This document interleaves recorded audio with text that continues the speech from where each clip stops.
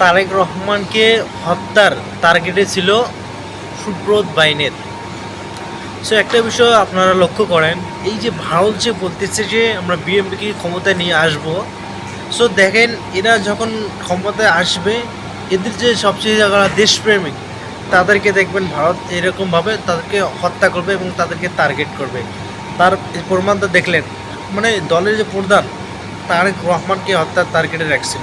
So এরকমভাবে দেখবেন, মানে ভারত চাইতেছে ইনি সরকার চলে যাক, যাওয়ার পরে বিএনপি চলে আসুক, এরপরে এরা আবার একটা কিলিং মিশন মানে কমপ্লিট করার পরে দেখবেন আবার বাংলাদেশকে ওদের আন্ডারে নিয়ে ফেলবে।